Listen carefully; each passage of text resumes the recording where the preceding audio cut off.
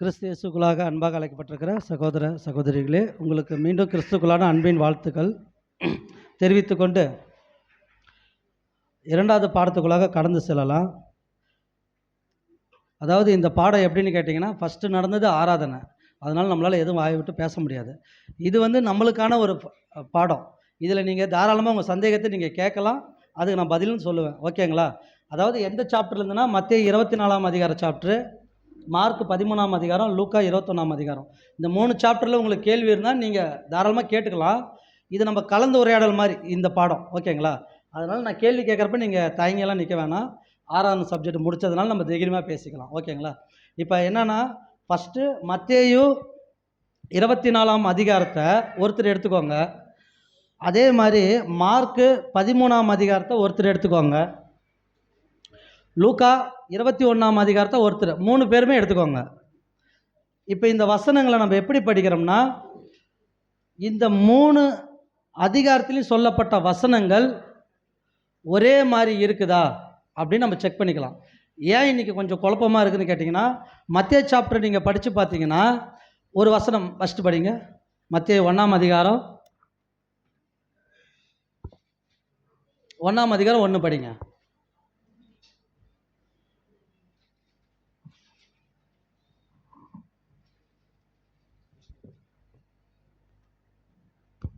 ஆபிரகாமின் குமாரனாகிய தாவீது. சிஸ்டர் மன்னிக்கணும். மத்தேயு 24ஆம் அதிகாரம் 1வது வசனம்.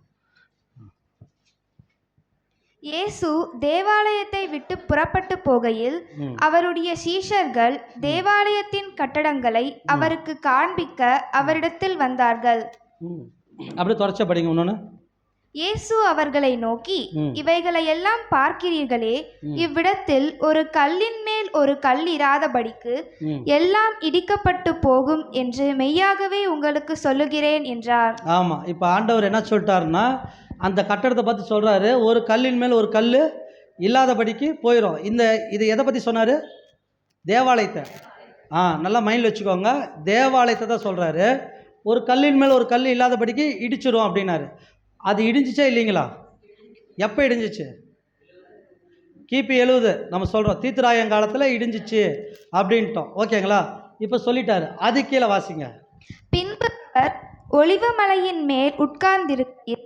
சீஷர்கள் அவரிடத்தில் தனித்து வந்து, இவைகள் இப்பொழுது சம்பவிக்கும், உம்முடைய வருகைக்கும் உலகத்தின் முடிவுக்கும் அடையாளம் என்ன? எங்களுக்கு சொல்ல வேண்டும் என்றார்கள். ஆமாம், இப்போ சீஷர்கள் என்ன பண்ணிட்டாங்கன்னா, ஆண்டவர் சொன்ன வார்த்தையை கேட்டுட்டு சொல்லிவிட்டு ஆண்டவர் அப்படியே நடந்து போயிட்டுருக்கிறார். எங்கே? ஒலிவு மலைக்கு போயிட்டுருக்கிறாரு. அப்போ சீஷர்கள் பின்னாடியே போயிட்டு,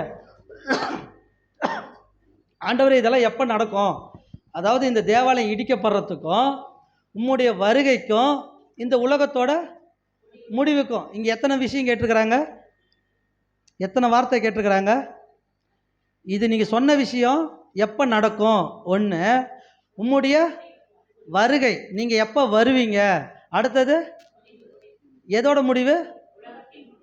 இங்கே நல்லா மைண்ட் வச்சுக்கணும். இது இஸ்ரேல் ஜனத்தோட முடிவு இல்லை, உலகத்தோட முடிவு. 3 விஷயத்தை கேட்டார். அது அப்படி தொடர்ச்சா படிங்க. இயேசு அவர்களுக்கு பிரதியுத்தரமாக, ஒருவனும் உங்களை வஞ்சியாதபடிக்கு எச்சரிக்கையாயிருங்கள். ஏனெனில் அநேகர் வந்து என் நாமத்தை தரித்து கொண்டு நானே கிறிஸ்து என்று சொல்லி அநேகரை வஞ்சிப்பார்கள். யுத்தங்கள். சிஸ்டர், இப்போ என்ன சொல்கிறாருன்னா, ஒருவரும் உங்களை ஏமாத்தாதபடிக்கு என்ன பண்ணுங்க, எச்சரிக்கையாக இருங்கன்றாரு. இப்போ நமக்கு என்ன கேள்வினா, இப்போ ஆண்டவர் என்ன பண்ணியிருக்கணும்னா, சீஷர்கள் என்ன கேட்டாங்க? இந்த சம்பவம் எப்பொழுது நடக்கும்? எப்போ? தேவாலயம் இடிக்கப்படுறது. அடுத்தது உம்முடைய வருகை எப்போ நடக்கும்? அடுத்தது இந்த உலகத்தோட முடிவு.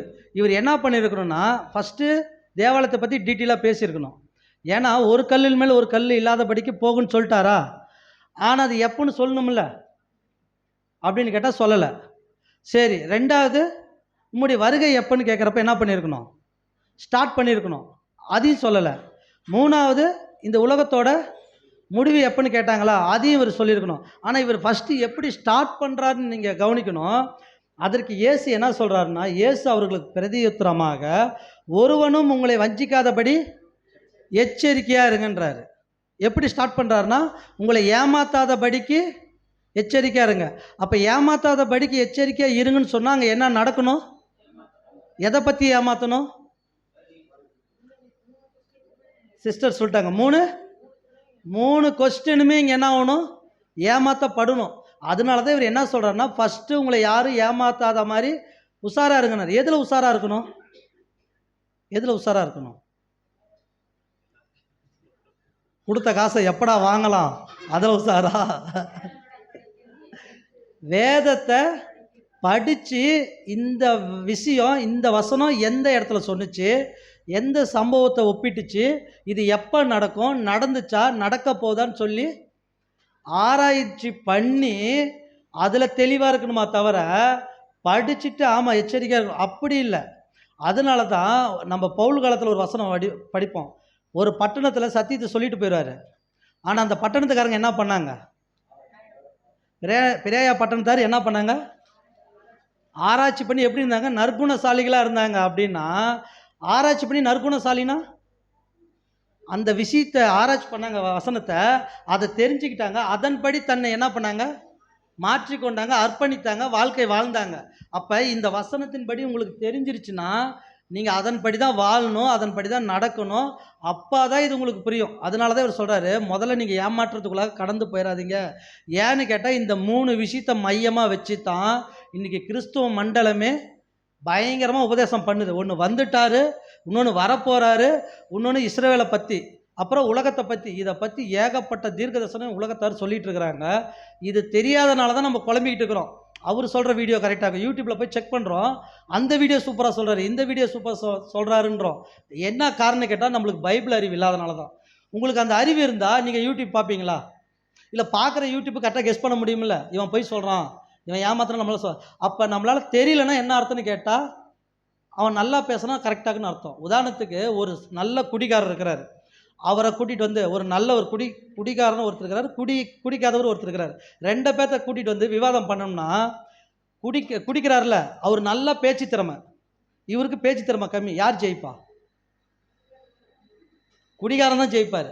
குடிகாரனை பற்றி பயங்கரமாக பேசுவார், ஏன்னா அவருக்கு பேச்சு திறமை அதிகம். அப்போ நம்ம என்ன நினச்சலாம், குடிக்கிறது தானே கரெக்டுன்னு எடுத்துட முடியுமா? பேச்சு திறமையை வச்சு இன்றைக்கி சப்ஜெக்ட் பார்க்குறோம், அது தவறு.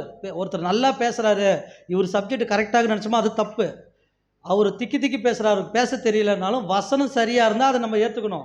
ஒருத்தர் நல்லா பேசுகிறாருன்னு சொல்லிட்டு கண்மூடித்தனமாக எடுத்துக்கிட்டோம்னு வச்சுக்கோ, அதுதான் வஞ்சனை. ஏன்னு கேட்டால் இன்றைக்கி பேச்சு திறமை இருக்கிறவங்க தான் ஜெயிக்கிறாங்க. உலகத்தில் அப்படி தான் இருக்குது. கிறிஸ்துவம் அப்படி கிடையாது. கிறிஸ்துவம் அது இல்லை. ஏன்னு கேட்டால் உலகத்தில் ஞானிகளை விட்டுட்டு பைத்தியமாக இருக்கிற நம்மளை தான் தெரிந்து கொண்டாருன்னு வசனம் இருக்குது. நம்மளாம் பைத்தியக்காரனுங்க உலகத்துக்கு. அப்படி இருக்கிற நம்ம இந்த வேத வசனம் முதல்ல தெளிவாக இருக்கணும். அதை சொல்கிறாரு, முதல்ல உங்களை யாரும் வஞ்சிக்காதபடி எச்சரிக்கையாக இருக்குன்னு சொல்லிட்டாரு. ஏன்னு கேட்குறப்ப அது கீழே படிங்க சிஸ்டர். யுத்தங்களின் செய்தியிலும் கேள்விப்படுவீர்கள், கலங்காதபடி எச்சரிக்கையாயிருங்கள். இவைகளெல்லாம் சம்பவிக்க வேண்டியதே, ஆனாலும் முடிவு உடனே வராது. ஆமாம், இங்கே 2வது வசனம் சொல்லிட்டாரு, யுத்தங்கள் செய்திகளும் கேள்விப்படுவீங்க, ஆனால் முடிவு உடனே வராதுன்ட்டார். யாரோட முடிவு வராது? யாரோட முடிவு வராதுங்க? நீங்கள் பேசலாம், இது வந்து ஆராதனை கிடையாது, நம்ம இதான் உலகத்தோட முடிவுங்களா? ஃபஸ்ட்டு கேள்வி அவங்க எதை கேட்டாங்க? உம்முடைய வருகைக்கும் உலகத்தோட முடிவுக்கும் இந்த தேவாலயம் இடிக்கப்படுது. இப்போ என்ன சொல்கிறேன்னா, யுத்தங்கள் செய்தியில் கேள்விப்படுவீங்க, கலங்காதபடி எச்சரிக்கையாக இருங்கள். இவைகள் சம்பவிக்க வேண்டியது, ஆனாலும் முடிவு உடனே வராது. அப்போ இந்த முடிவு யாருக்கு? உலகத்துக்கா? பேசுங்க, உலகத்துக்கா? யாருக்கு சொன்னார்? இவங்க ஃபஸ்ட்டு கேள்வி என்ன? தேவாலயம் இடிக்கப்படுறது கேட்டாங்க. அப்போ இந்த முடிவு யாருக்கோ சொல்லியிருக்கணுமில்ல. ஏன்னு கேட்டிங்கன்னா, இது கீழே படித்து பார்த்தீங்கன்னா நோவா காலத்தில் நடந்தது போலாம் மென்ஷன் பண்ணியிருப்பார். ஏன்னு கேட்டால் இதெல்லாம் யாருக்கு சொன்னார்னு முதல்ல தெரிஞ்சுக்கணும். அப்போ இங்கே யாரையோ சொல்கிறார், யாருக்கோ முடிவை பற்றி பேசுகிறாரு. அப்போ இது யார் முடிவுன்னு நம்ம பார்த்துக்கலாம். அடுத்தது படிங்க, அது கீழே. ஜனத்துக்கு விரோதமாய் ஜனமும் ராஜ்யத்துக்கு விரோதமாய் ராஜ்யமும் எழும்பும், பஞ்சங்களும் கொள்ளை நோய்களும் பூமி அதிர்ச்சிகளும் பல இடங்களில் உண்டாகும். அதை இங்கே சொல்கிறாரு, ஜனத்துக்கு விரோதமாக ஜனமும் ராஜ்யத்துக்கு விரோதமாக ராஜ்யமும் எலும்பும், பஞ்சங்களும் கொள்ளை நோய்களும் பூமி அதிர்ச்சி பல இடங்கள் உண்டாகும். பூமி அதிர்ச்சி கொள்ளை நோய் எப்போ வந்துச்சுங்க? நம்ம சொன்னால் கொரோனாவை சொல்லுவோம், இதுதாங்க எங்களுக்கு அப்படின்னு. ஆனால் கொரோனாக்கு முன்னாடி பல வருடங்கள் நிறையா வியாதிகள் வந்துக்குது. எலி நோயின்னு ஒன்று இப்போ கூட வருது. 2004 சுனாமி பயங்கரமாக வந்துச்சு, நிலநடுக்கம் வந்துச்சு. அப்புறம் பிளேக்குன்னு ஒரு வியாதி எப்போ வந்துச்சு? 100 வருஷத்துக்கு முன்னாடிலாம் வந்துருச்சு. அப்போ அதை பற்றி பேசினாரா? கேட்கணும்ல. ஏன்னு கேட்குறப்ப இந்த முடிவு யாருக்காக? முதல்ல இதை நம்ம தெரிஞ்சுக்கணும். இந்த மாதிரி நடக்குது. அப்போ என்ன சொல்கிறாருன்னா, பூமி அதிர்ச்சி பல இடங்களில் உண்டாகுன்னு சொல்லிட்டாரு. அடுத்தது கீழே 8 படிங்க. இவைகளெல்லாம் வேதனைகளுக்கு ஆரம்பம். யாரோட வேதனைக்கு ஆரம்பம்? இங்கே 3 பேர்த்த பற்றி நம்ம பேசிகிட்டு இருக்கிறோம். நல்லா மைண்டில் வச்சுக்கோங்க. இது யாரோட வேதனைக்கு ஆரம்பம் பார்த்துடலாம். அடுத்தது மார்க்கு 1ஆம் வசனம். மார்க்கு 13ஆம் அதிகாரத்தில் 1ஆம் வசனம் எடுங்க. அவர் தேவாலயத்தை விட்டு புறப்படும் போது அவருடைய சீசர்களில் ஒருவன் அவரை நோக்கி, போதகரே, இதோ இந்த கல்லுகள் எப்படிப்பட்டது, இந்த கட்டிடங்கள் எப்படிப்பட்டது பாரும் என்றான். அப்படி தொடர்ச்சியா வாசிங்க. இயேசு அவனுக்கு பிரதியுத்தரமாக, இந்த பெரிய கட்டிடங்களை காண்கிறாயே, ஒரு கல்லின் மேல் ஒரு கல் இராதபடிக்கு எல்லாம் இடிக்கப்பட்டு போகும் என்றார்.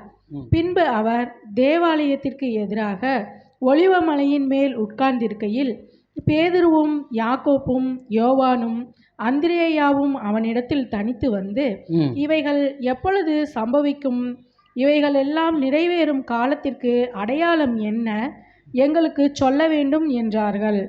இயேசு அவர்களுக்கு பிரதியுத்தரமாக, ஒருவனும் உங்களை வஞ்சியாதபடிக்கு எச்சரிக்கையாய் இருங்கள். போதும் சிஸ்டர். இப்போ மத்தியில் படித்ததும் மார்க்கில் படித்ததும் மேட்ச் ஆயிரும். இந்த வசனங்கள்லாம் நீங்கள் மைண்டில் வச்சுக்கோங்க. சப்போஸ் பேனாக இருந்தால் கூட எழுதிக்கோங்க. இந்த வசனங்கள்லாம் கரெக்டாக பொருந்தும்.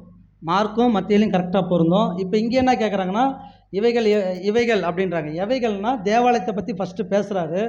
தேவாலயத்தை பற்றி கேட்குறாங்க. நிறைவேறும் காலத்துக்கு அடையாளம் என்னன்றாங்க. எது நிறைவேறும் காலத்துக்கு அடையாளம்? ஃபஸ்ட்டு நம்ம மத்தியில் தான் 3 ஆப்ஷன் கொடுத்துருப்பாங்க.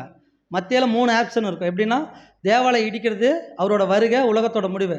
ஆனால் மார்க்கில் பார்த்தீங்கன்னா என்ன சொல்கிறாங்கன்னா, 4ஆம் அதிகாரம் படிங்க. அப்படியே 13:4.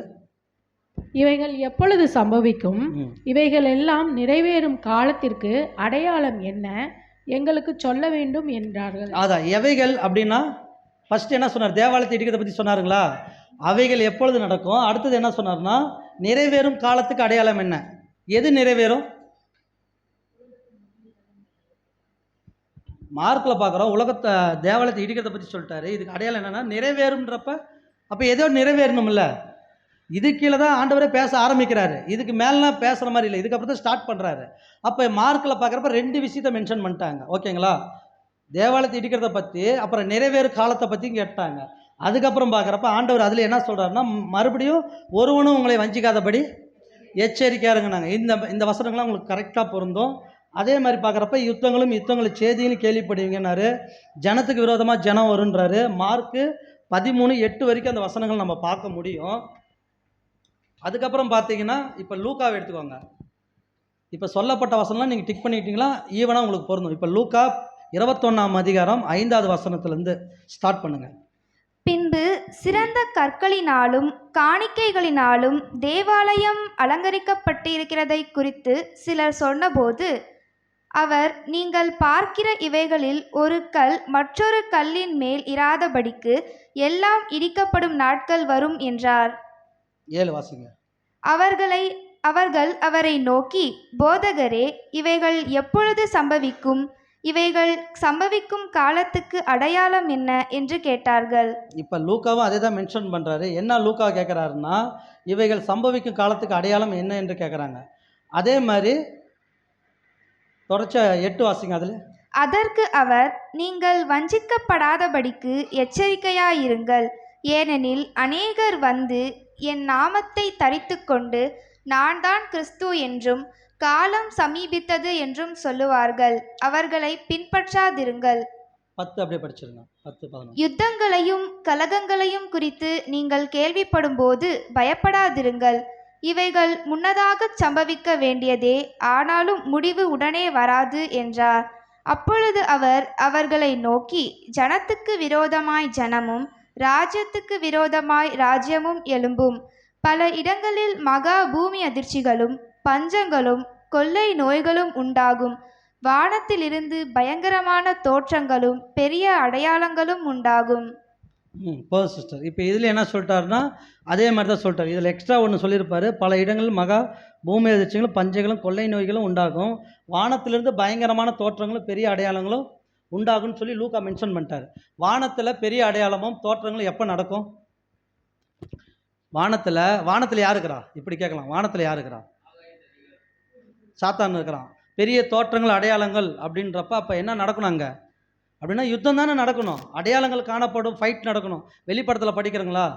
அப்போ என்ன ஆகுனா அது கடைசி காலம். ஓகேங்களா? இப்போ இதை பார்க்குறப்ப லூக்கால இந்த வசனம் நம்ம பார்க்குறோம். இப்போ பார்க்குறப்ப இதெல்லாம் மேட்சாக பொருந்தும். அடுத்தது பார்க்குறப்ப மத்தேயு 24ஆம் அதிகாரம் 9வது வசனம். நான் சொல்கிறது எல்லாமே நோட் பண்ணிக்கோங்க. இதோட ஆன்சர் நம்ம அப்புறமா தான் பார்க்க போகிறோம். இப்போ படிக்கிறோம். அப்பொழுது உங்களை உபத்திரவங்களுக்கு ஒப்புக்கொடுத்து உங்களை கொலை செய்வார்கள். என் நாமத்து நிமித்தம் நீங்கள் சகல ஜனங்களாலும் பகைக்கப்படுவீர்கள். போதும். இப்போ என்ன சொல்கிறாருன்னா, அப்பொழுது உங்களை உபத்திரவங்களுக்கு ஒப்பு கொடுப்பாங்க, உங்களை கொலை செய்வார்கள், என் நாமத்து நிமித்தம் நீங்கள் சகல ஜனங்களாலும் பகைக்கப்படுவீர்கள். இது யார்? அப்பொழுது உங்களைனா அது யாருங்க? சபை. அந்த இடத்துல யார் இருந்தா? அந்த இடத்துல ஆண்டவர்கிட்ட யார் இருந்தா? அப்போஸ்தலர். அப்போ அப்போஸ்தலர் பற்றி தான் சொல்லியிருக்கிறாரு. இது நம்ம சபையை எடுத்துக்கலாம், அதை அப்புறம் பார்த்துக்கலாம். ஆனால் இப்போ லிட்டரலாக என்னன்னா, நீங்கள் என்ன பண்ணுவீங்கன்னா சகல ஜாதியில் துரத்தப்படுவீங்க, காட்டி கொடுக்கப்படுவீங்க, கொலை செய்வீங்கன்றாரு. தொடர்ச்சியா வாசிங்க அப்படி. அப்பொழுது அநேகர் இடரல் அடைந்து ஒருவரையொருவர் காட்டிக் கொடுத்து ஒருவரையொருவர் பகைப்பார்கள். அநேகங் கள்ள தீர்க்கதரிசிகளும் எழும்பி அநேகரை வஞ்சிப்பார்கள். அக்கிரமம் மிகுதியாவதினால் அநேகருடைய அன்பு தனித்து போம். முடிவு பரியந்தம் நிலை நிற்பவனே ரட்சிக்கப்படுவான். ராஜ்யத்தினுடைய இந்த சுவிசேஷம் பூலோகம் எங்கும் உள்ள சகல ஜாதிகளுக்கும் சாட்சியாக பிரசங்கிக்கப்படும். அப்போது முடிவு வரும். ஓகே, இப்போ என்னன்னு கேட்டிங்கன்னா, அப்பொழுது அநேகர் இடரல் அடைந்து ஒருவருக்கொருவர் காட்டி கொடுத்து ஒருவருக்கொருவர் பகைப்பார்கள். இந்த வசனம் நல்லா புரிஞ்சுக்கோங்க. ஒருவருக்கொருவர் பகைப்பார்னு பார்த்துட்டோம். இது சீஷருடைய காலத்தில் நடந்துச்சு. அதே மாதிரி அநேக கள்ள தீர்க்கதரிசி எழும்பி அநேகரை வஞ்சிப்பார்கள். சீஷருடைய காலத்தில் கள்ள தீர்க்கதரிசி அநேக பேர் எந்திரிச்சிட்டாங்களா? சீஷருடைய காலத்தில் அப்படின்னா அநேகர்னா நம்ம நினைக்கிற மாதிரி அநேகர் இல்லை, ஒரு சில பேர் இருந்தாங்க. பவுலுடைய காலத்தில் நம்ம பார்க்குறோம், விருத்த சேதனை பற்றி பேசுனாங்க, நிறையா ஓரளவுக்கு இருந்தாங்க சத்தியத்துக்கு விரோதமாக. ஓகேங்களா? எலும்புவார்கள்னு போட்டார். அப்புறம் என்ன சொல்கிறாருன்னா, அக்கிரமம் மிகுதியாவதனால் அநேகருடைய அன்பு தணிந்து போகும். இது சீஷருடைய காலத்தில் நடந்துருச்சா அப்படின்னு கேட்டால், சீஷருடைய காலத்தில் அன்பு தணிஞ்சு போணுச்சானா? இன்றைக்கி தான் அன்பே இல்லை. இன்றைக்கி தான் ஒரு சகோதரர் அடிபட்டால் கூட பார்த்துட்டு ஐயோ கூப்பிடான்ட்டு போயிடுறோம். ஓகேங்களா? இன்றைக்கி தான் அன்பு இல்லை. ஆனால் சீஷருடைய காலத்தில் அன்பு இருந்துச்சு. அவங்க அப்படி தான் இருந்தாங்க. அப்போ இன்னொன்று சொல்கிறாரு, முடிவு பரியந்தம் நிலைத்திருப்பேன்னு ரட்சிக்கப்படுவான். யாருடைய முடிவு பரியந்தம்? உலகத்தோட முடிவு பரியந்தங்களா? தனிப்பட்ட, அதான் நம்ம தனிப்பட்ட கருத்து. கரெக்டு. ஏன்னு கேட்குறப்ப இது சீசர்ட்டு சொல்லிட்டு வராரு. அப்போ யாரோடைய ஓட்டம்னா, இப்போ எனக்கு கொடுக்கப்பட்ட ஓட்டம் முடிகிற வரைக்கும் நான் காத்து கொண்டாதான் நான் ரட்சிக்கப்படுவேன். நான் பாதியில் புட்டுக்கிட்டு போயிட்டேன்னா நீங்கள் என்ன பண்ணுவீங்க? அவ்வளோதான், என்னோட ரட்சிப்பும் போயிடும். ஆனால் நம்ம சபை மேலே குறை சொல்ல முடியாது. என்னோடய ரட்சிப்புக்காக நான் தனிப்பட்ட ஓட்டம் தான். இது தனிப்பட்ட ஓட்டம். நான் பரலோகம் போனால் நான் தான் வரணும், நான் தான் நேரத்தோட சபையை ஆராதிக்கணும், கடவுளை பார்க்கணும், பைபிள் படிக்கணும், ஜெபம் பண்ணுறது. இது என்னோட தனிப்பட்ட ஓட்டம். சபையில் கூப்பிடல, சபையில் சொல்லலை, சபை எனக்கு அறிவிக்கலைன்றது அது கிடையாது. சபைன்றது இப்படி கூடி பேசுகிறது தான் சபை. ஆனால் ஓட்டன்றது தனிப்பட்ட ஓட்டம். அதனால தான் இங்கே சொல்கிறாரு, அவன் தனிப்பட்ட ஓட்டம். உனக்கு கொடுக்கப்பட்டதில் நீ கரெக்டாக ஓடி முடிச்சாதான் ரட்சிக்கப்பட்ட, இல்லைனா உனக்கு ரட்சிப்பு இல்லை. அதுதான் இங்கே சொல்கிறாரு. இது எங்கன்னா தனிப்பட்ட ஓட்டம் நம்ம எடுக்கிறோம். அதே மாதிரி மார்க் வாசிங்க. இது எல்லாமே இணையான வசனம். நீங்கள் மைண்டில் வச்சா கரெக்டாக இருக்கும் உங்களுக்கு. மார்க்கு 13:9 ஸ்டார்ட் பண்ணுங்கள். நீங்களோ எச்சரிக்கையாய் இருங்கள், ஏனெனில் உங்களை ஆலோசனை சங்கங்களுக்கு ஒப்பு கொடுப்பார்கள். நீங்கள் ஜெப ஆலயங்களில் அடிக்கப்படுவீர்கள். என் நிமித்தம் தேசாதிபதிகளுக்கும் ராஜாக்களுக்கும் சாட்சியாக அவர்களுக்கு முன்பாக நிறுத்தப்படுவீர்கள். சகல ஜாதிகளுக்கும் சுவிசேஷம் முந்தி பிரசங்கிக்கப்பட வேண்டும். அவர்கள் உங்களை கொண்டு போய் ஒப்பு கொடுக்கும்போது நீங்கள் என்ன பேசுவோம் என்று முன்னதாக கவலைப்படாமலும் சிந்தியாமலும் இருங்கள். அந்நாளிகையிலே உங்களுக்கு எது அருள் செய்யப்படுமோ அதையே பேசுங்கள். ஏனெனில் பேசுகிறவர்கள் நீங்கள் அல்ல, பரிசுத்த ஆவியே பேசுகிறவர். இப்போ என்ன சொல்கிறாருன்னா, லூக்கால படிக்கிறப்ப மார்க்கில் படிக்கிறப்ப என்ன சொல்கிறாருன்னா, சகல ஜாதிகளுக்கும் சுவிசேஷம் முந்தி பிரசங்கிக்கப்படும். இதே தான் நம்ம மார்க்லையும் படித்தோம். ஓகேங்களா? சகல ஜாதிக்கு முந்தி என்ன பண்ணோம்? பிரசங்கம், சுவிசேஷம் என்ன பண்ணால் சொல்லப்படணும். இப்போ சகல ஜாதிக்கு சொல்லப்பட்டுருச்சிங்களா? ஏன்னு கேட்டிங்கன்னா, முடிவு பரியந்தம் நிலைத்திருப்பின ரட்சிக்கப்படுவேன். நிறைய பேர் எப்படி நினச்சிக்கிறாங்கன்னா, நாம் முடிவு காலத்தில் நினைக்கிறாங்க. அது தப்பு. அது தனிப்பட்ட ஓட்டம் நம்ம பார்த்துட்டோம். இந்த இடத்துல மார்க்கில் பார்க்குறப்ப சகல ஜாதிக்கு சுவிசேஷம் முந்தி பிரசங்கிக்கப்பட வேண்டும் அப்படின்றாரு. அப்போ சுவிசேஷன்றது ஆண்டவராக இயேசு கிறிஸ்துவோட பிறப்பு ப்ளஸ் நம்மளோட மீட்பு எல்லாமே அதில் அடங்கும். இது வந்து சகல ஜாதிக்கு என்ன பண்ணுங்க, அறிவிக்கப்படணுன்றாரு. இப்போ சகல ஜாதினா இது யாரை சொல்லலாம்? உலகம் ஃபுல்லாகவே எடுத்துடலாமா? அப்பொழுது தான் என்ன பண்ணும், முடிவு வரும். இந்த முடிவு எதுங்க அப்படின்னா, இது உலகத்தை பற்றி தான் பேசுகிறாரு. அப்போ சகல ஜாதிக்கு இன்றைக்கி சத்தியம் தெரியுமான்னு கேட்டால், இன்றைக்கி சகல ஜாதிக்கு மேக்சிமம் நிறைய பேருக்கு தெரியாது. ஏன்னா இயேசுன்னு தெரியும், பிறப்பு இறப்பு தெரியும், சுவிசேஷம் அவர் எதுக்காக பிறந்தார், எதுக்காக மரிச்சான்ற ஒரு டீட்டெயிலு யாருக்கும் தெரியாது. உண்மை சத்தியம் யாருக்கும் தெரியாது. பொதுவாக எல்லாத்துக்கும் தெரியும். இது வந்து எல்லாத்துக்கும் முதல்ல தெரியணுன்றாரு. எல்லாத்துக்கும் தெரியறப்ப தான் என்ன வரும்னு கேட்குறப்ப முடிவு வரும் அப்படின்னு சொல்கிறாரு பார்க்குறோம். அதே மாதிரி மார்க்கு 13:11 படிங்க சிஸ்டர். அவர்கள் உங்களை கொண்டு போய் ஒப்பு கொடுக்கும்போது நீங்கள் என்ன பேசுவோம் என்று முன்னதாக கவலைப்படாமலும் சிந்தியாமலும் இருங்கள். அந்நாளிகையிலே உங்களுக்கு எது அருள் செய்யப்படுமோ அதையே பேசுங்கள். ஏனெனில் பேசுகிறவர் நீங்கள் அல்ல, பரிசுத்த ஆவியே பேசுகிறவர். போது சிஸ்டர். இப்போ இந்த விஷயம் எங்கே பொருந்துச்சுன்னு கேட்டால், சீஷர்கள் கரெக்டாக எக்ஸாக்டாக பொருந்துருச்சு. ஏன்னு கேட்குறப்ப பவுலை கொண்டு போய் எங்கே நிறுத்துறாங்க, ஏரோதோடைய இடத்துல நிற்கிறப்ப அவர் பேசுகிறார், பரிசுத்த ஆவியினால் பேசுகிறாரு. அதுதான் ஆண்டவராக இயேசு கிறிஸ்து முன்னதாக சொல்லிட்டாரு, பேசுகிறவர் நீங்கள் இல்லை, பரிசுத்த ஆவியை உங்கள் இடத்துல வந்து தேவனுடைய ஆவியை உங்கள்கிட்ட பேசுவோம் அப்படின்னு சொல்லிட்டாரு. அப்புறம் அதே மாதிரி பார்க்குறப்ப மார்க்கு 13 படிங்க, 13:13. என் நாமத்தின் நிமித்தம் எல்லாராலும் பகைக்கப்படுவீர்கள், முடிவு பரியந்தம் நிலை நிற்பவனே ரட்சிக்கப்படுவான். இப்போ இந்த வசனத்தை நம்ம மத்தியிலே சொன்னோம், யாருன்னா முடிவு பரியந்தம் நிலைத்திருப்ப தனிப்பட்ட ஓட்டன்னு. அதே மாதிரி பார்க்குறப்ப இந்த நிகழ்வு வந்து இது மத்தேயும் மார்க்கும் கரெக்டாக பொருந்தும். அதே மாதிரி லூக்கா 21:12 வாசிங்க.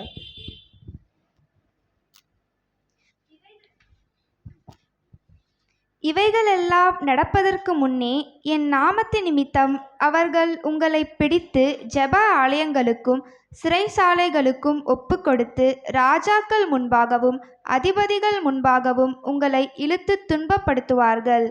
இப்போதான் என்ன சொல்கிறாருன்னா, லூக்கா தான் ஸ்டார்ட் பண்ணுறாரு. நம்ம மத்தேயு 24ஆம் அதிகாரத்துக்கு எந்த புஸ்தகத்தை மையமாக வச்சோம்னு கேட்டிங்கன்னா, லூக்காவை தான் மையமாக வச்சு இப்போ எடுக்க போகிறோம்.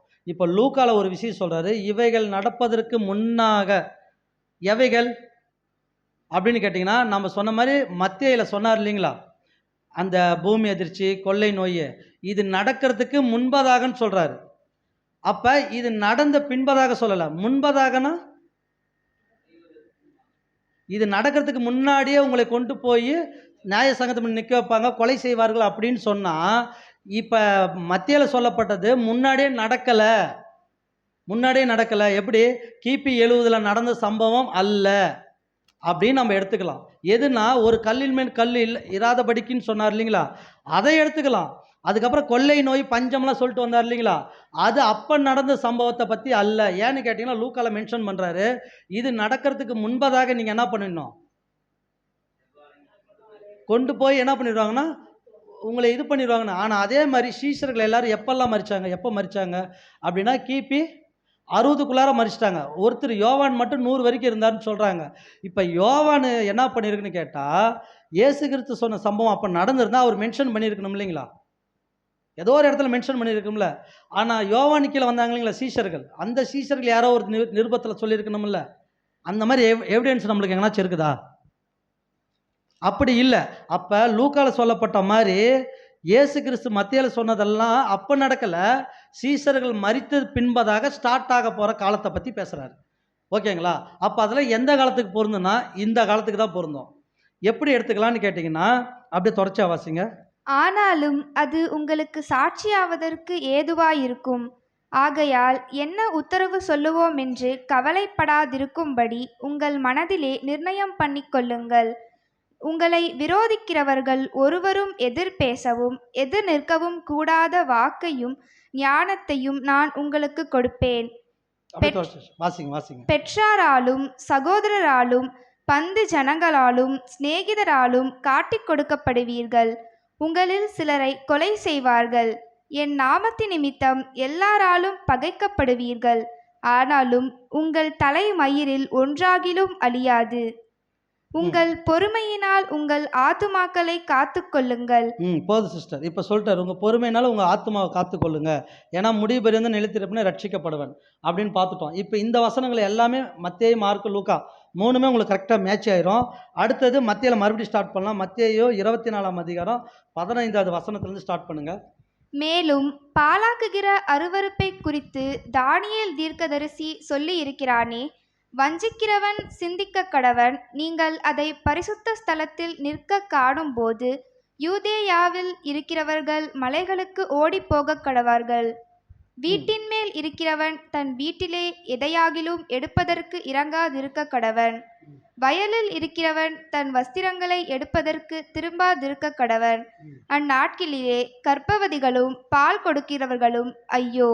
நீங்கள் ஓடிப்போவது மாரி காலத்திலாவது ஓய்வு நாளிலாவது சம்பவியாதபடிக்கு வேண்டிக் கொள்ளுங்கள். ஏனெனில் உலகம் உண்டானது முதல் இதுவரைக்கும் சம்பவித்திராததும் இனிமேலும் சம்பவியாததுமான மிகுந்த உபத்திரவம் அப்பொழுது உண்டாயிருக்கும். அந்நாட்களில் குறைக்கப்படாதிருந்தால் ஒருவனாகிலும் தப்புவிப்ப போவதில்லை. தெரிந்து கொள்ளப்படத்தக்கவர்களின் நிமித்தமோ அந்த நாட்கள் குறைக்கப்படும். போதும் சிஸ்டர். இப்போ பார்க்குறப்ப ரெண்டாவதாக ஒரு பாயிண்ட் சொல்கிறாரு. என்ன சொல்கிறாருன்னா, பாலாக்கு அருவருப்பை குறித்து தானியேல் தீர்க்கதரிசி சொல்லியிருக்கிறானே அப்படின்னு இங்கே ஸ்டார்ட் பண்ணுறாரு. இப்போ இன்னொரு கேள்வி என்னென்னா, நம்ம தானியேல் பாடம் பார்த்துருப்போம்.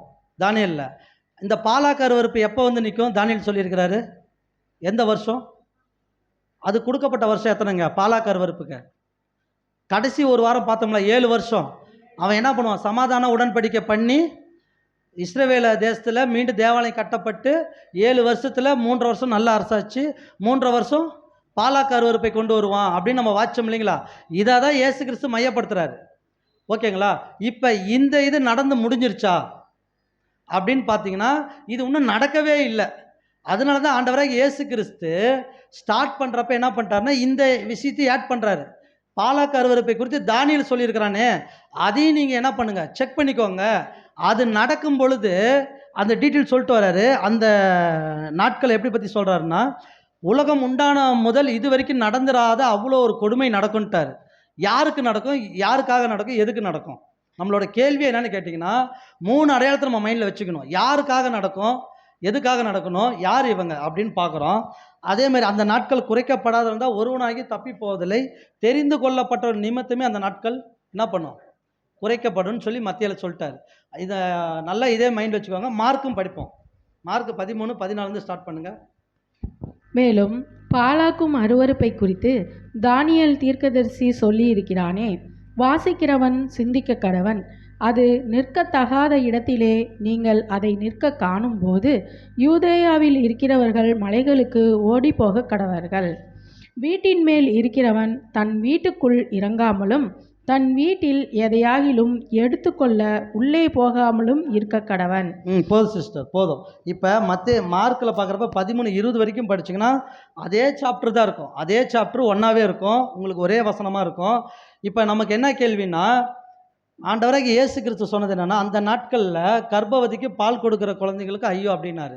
இப்போ நம்மளுக்கு என்ன கேள்வினா, அதேமாதிரி வீட்டின் மேல் இருக்கிறவன் இறங்காத இருக்க கடவன் அப்படின்னு சொல்கிறாரு. இப்போ நம்மளுக்கு அதே மாதிரி நீங்கள் ஓடிப்போது மாரி காலத்திலாவது சம்பவிக்காதபடி வேண்டிக் கொள்ளுங்கள் அப்படின்றாரு. அதே மாதிரி ஏனெனில் வீட்டு எஜமானெலாம் பற்றி பேசுவார். இப்போ நம்மளுக்கு இதில் என்ன விஷயம்னு கேட்டிங்கன்னா, இந்த தீர்க்க தரிசனம் நடக்கணும்னா யார் வேணும்னு கேட்குறப்ப நம்ம எடுத்த சப்ஜெக்ட் தான் மெயின். அத்தி மரத்தினால் இவைகள் நடக்கிறப்ப அத்தி மரத்தினால் ஊமை கற்றுக்கொள்ளுங்கன்னு சொன்னார். இப்போ நமக்கு என்ன கேள்வினா, 70 தேசம் இல்லை, இஸ்ரவேல் தேசம் இல்லை.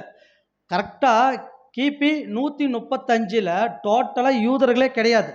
அது முழுக்க முழுக்க வனாந்தரமாக ஆயிடுச்சு அந்த தேசம். இப்போ அந்த தேசம் அழிக்கப்பட்டுருச்சுன்னு வச்சுக்கோங்க.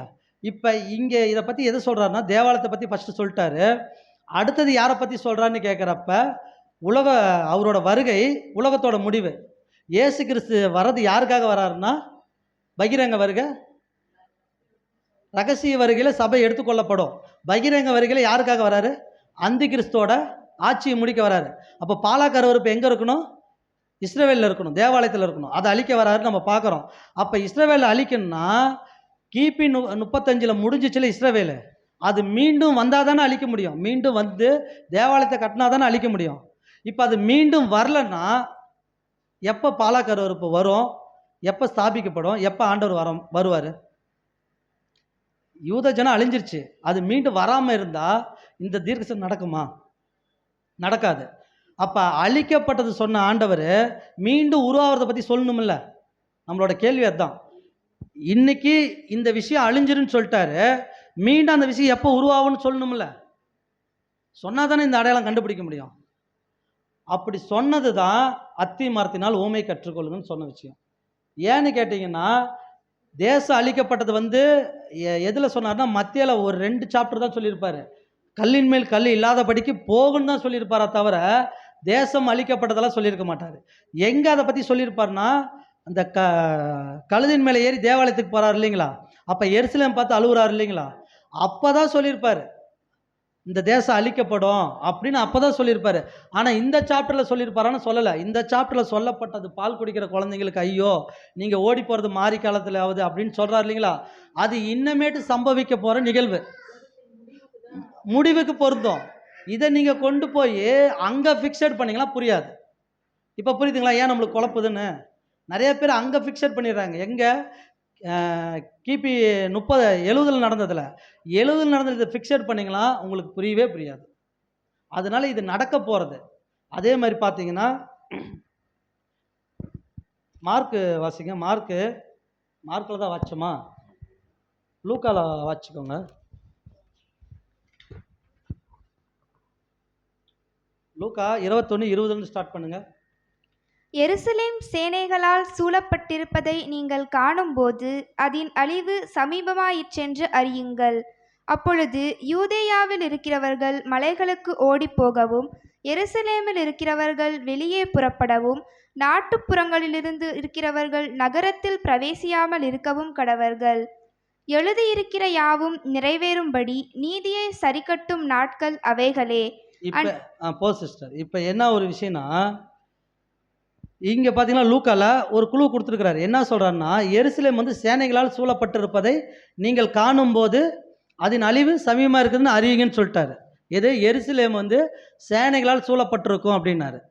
இந்த வசனத்தை வந்து இப்போ எப்படி புரிஞ்சுக்கிறாங்க அப்படின்னு பார்த்தீங்கன்னா, எருசலேம் வந்து சேனைகளால் எப்பொழுது சூழப்பட்டது? கிபி 70 தீத்துராயங்காலத்தில் சூழப்பட்டுச்சு. ஓகேங்களா? அப்போ எடுத்துக்கலாமா அப்படின்னு கேட்டிங்கன்னா, அதுக்கு தொடர்ச்சியாக தான் நம்ம மத்தேயும் லூக்காவும் மார்க்கும் லூக்காவும் ஒன்றாவே படிக்கிற காரணம் என்னென்னு கேட்டிங்கன்னா, அது புரிதலுக்கு தான் படிக்கிறோம். எருசலேம் சேனைகளால் சூழப்பட்டிருப்பதை நீங்கள் காணும்போது அதோட அழிவு சமீபமாக இருக்குன்னு சொல்லிட்டு, அப்பொழுது யூதேயாவில் இருக்கிற மலைகளுக்கு ஓடி போக கடவுள்னு சொல்லிட்டாரு. எருசலேமில் இருக்கிறவங்க வெளியில் புறப்படாமலும் நாட்டுப்புறங்களில் நகரத்தில் பிரவேசாமல் இருக்க கடவுள்னு சொல்லிட்டாரு. எழுதியிருக்கிற யாவும் நிறைவேறும்படி நீதி சரி கட்டும் நாட்கள் அவைகளேன்ட்டார். நீதி சரி கட்டும் நாட்கள் எப்போ வரும்? இதை நாம் வந்து 70 ஃபிக்ஸட் பண்ண கரெக்டாக இருக்குமா? ஆகாது. மத்தியில் படிக்கிறப்ப பாலாக்கு அருவருப்புன்னு சொல்லிட்டாரு, மத்தேயு மார்க்கும். ஆனால் லூக்கால மட்டும்தான் எருசலேம் சேனைகளால் சூழப்பட்டிருக்குன்னு சொல்லிட்டாரு. அப்போ எருசலேம் எப்படி சேனைகளால் சூழப்பட்டிருக்குன்னு கேட்டிங்கன்னா, பாலாக்கு அருவருப்பை வச்சுருவாங்க. வச்ச பின்னாடி யூதர்கள் என்ன பண்ணுவாங்கன்னா, இவன் நம்மளை ஏமாற்றிட்டான், என்ன விசுவாச துரோகம் நடந்துருச்சு, பவுல் சொல்கிறாங்களா முந்தி விசுவாச துரோகம் நேரிட்டு அது நடந்துருச்சுன்னு சொல்லி இவங்களாம் எகன்ஸாக மாறுறப்ப இவனோட படையெல்லாம் கூட்டிகிட்டு வந்து என்ன பண்ண போகிறாங்க? நம்ம கோகு மாக்கோகு படிக்கிறோங்களா? கோகு மாக்கோகு யாருக்கு விரோதமாக வராங்க? இஸ்ரவேலுக்கு விரோதமாக வந்து எத்தனை யூதர்கள் அழிப்பாங்க? 180% என்ன பண்ணிடுவாங்க? சாகடிச்சிடுவாங்க. மீதி 20% வச்சு யார் போரிடுவா? அவங்க பின்னாடி யார் நிற்பா? கர்த்தர் இயேசுவே நின்று போர் செய்கிறாரு. நம்ம சகரியால் படிக்கிறோமா, என்னோட துணியெல்லாம் ரத்த கரையாக இருக்குன்னு சொல்கிறாரா? எப்படி ரத்த கரையாக இருந்துச்சு அவரோட துணி? அவரே இறங்கி எல்லாத்தையும் சங்காரம் பண்ணுறாரு. யாருக்காகனா இந்த யூதர்களுக்காக. இதுதான் நீதியின் சரிக்கட்டு நாட்கள். ஏன்னு கேட்டால், புறஜாதியரோட காலம் நிறைவேற வரைக்கும் எருசலேம் யாராலும் மெதிக்கப்படணும், அதையும் நம்ம பார்த்துருவோம். இப்போ இந்த இது யாருன்னு கேட்குறப்ப இது இனிமேட்டு நடக்க போகிறது. ஆனால் இங்கே எருசலேம்னு வரதுனா நிறைய பேர் கிபி 70 வந்து வைப்பாங்க. அது கிடையாது. இதெல்லாம் நடக்க போகிறத பற்றி பேசுகிறாரு நம்ம பார்க்குறோம். அதே மாதிரி லூக்கா 21:24 வசனம், அதை மட்டும் வாசிங்க. பட்டய கருக்கினாலே விழுவார்கள், சகல புறஜாதிகளுக்குள்ளும் சிறைப்பட்டு போவார்கள், புறஜாதியாரின் காலம் நிறைவேறும் வரைக்கும் எருசலேம் புறஜாதியாரால் மிதிக்கப்படும். ஆமாம், இங்கே சொல்கிறாரு பட்டய கருக்கினால் விழுவார்கள், சகல புறஜாதிக்குள்ளும் சிறைப்பட்டு போவார்கள் அப்படின்னு சொல்லுது. இப்போ நிறைய பேத்துக்கு என்ன கேள்வினா, மீண்டும் இஸ்ரேல் ஜனங்களை வெட்டப்பட்டு புறஜாதிக்கு சிதறடிச்சு போயிடுவாங்களா அப்படின்னு ஒரு கேள்வி நம்மளுக்கு வருத்தானுங்க. ஏன்னு கேட்டால் இப்போ ரொம்ப ஸ்ட்ராங்காக இருக்கிறாங்க, அவங்கள ஒன்றும் பண்ண முடியாது. அப்படி பண்ண முடியுமா அப்படின்னு நம்மளுக்குள்ள ஒரு கேள்வி வரும். அப்படி பண்ண முடியும். அப்படி பண்ண முடியறனால தான் வசனம் சொல்லுது. இது கிபி 70 சொல்லலை. இன்னமேட்டு என்ன நடக்க போகுதுன்னு கேட்குறப்ப, பட்டய கருக்கினால் விழுவார்கள்னா ராஜாக்கள் காலத்தில் வெட்டுற மாதிரிலாம் கிடையாது. இன்னைக்கு பட்டயம் என்ன சத்தியம் இல்லை. இன்னைக்கு ஒரு துப்பாக்கி எடுத்தாலும் 4 போடு போட்டாலும் முடிஞ்சு போச்சு. கத்தி எடுத்துட்டு ஈட்டி எடுத்துட்டுலாம் சண்டை போடணும்னா கிடையாது. ஓகேங்களா? இந்த வசனம் எழுதப்பட்ட காலத்தில் வந்து AK-47 PK-47லாம் கிடையாது. அப்போல்லாம் கத்தி எடுத்து தான் சண்டை போட்டாங்க. வசனம் அப்படி தான் நோட் பண்ணியிருக்கிறாரு. எப்படின்னா பட்டய கருக்கினால் விழுவார்கள் அப்படின்றாரு. சகல புறஜாதிகளும் என்ன பண்ணுவாங்க, சிறைப்பட்டு போவார்கள்னாரு. புறஜாதியர் காலம் நிறைவேற வரைக்கும் எருசலேம் புறஜாதியால் மெரிக்கப்படும். இன்னைக்கு எருசலேம் வந்து யூத கண்ட்ரோல் இருக்குதா, புறஜாதி கண்ட்ரோல் இருக்குதா? கிபி 70 யாரோட கண்ட்ரோல் இருக்குது? யூத கண்ட்ரோல் வந்துருச்சுங்களா? சொல்லுங்க. இது வந்து நம்ம பாடம் தான். தெரியலீங்க பெதர், ஏன் பெதர் இப்படி அப்படி பண்ணுறீங்க? அதாவது இன்னும் முழுசாக இஸ்ரேல் வரல. ஏன்னு கேட்டிங்களா, இன்னும் இஸ்ரேல் தேசத்துக்குள்ளே யாரெல்லாம் இருக்கிறான்னு கேட்டால், இஸ்லாமியர்கள் இருக்கிறாங்க, கிறிஸ்துவர்கள் இருக்கிறாங்க, பாலஸ்தீனர்கள் இருக்கிறாங்க, அரபியர்கள் எல்லாருமே இருக்கிறாங்க. அதே மாதிரி யூதயா பகுதி தான் வந்திருக்கிறத தவிர டோட்டல் இஸ்ரேல் வரல. அப்போ புறஜாதி மிதிக்கப்பட்டிருக்கா இல்லைங்களா? எருசலேம் ஒன்றும் இல்லை, எருசலேம் தலைநகரத்தில் அந்த 2ஆக பிரித்து ஒரு பகுதி வந்து யார் வச்சுருந்தா, ஒரு பகுதி வந்து இஸ்ரேல் வச்சுருந்தாங்க, இன்னொரு பகுதி யார் வச்சுருந்தான்னா பாலஸ்தீனத்தில் தலைநகரமாக வச்சுருந்தாங்களா ஒரு பகுதி.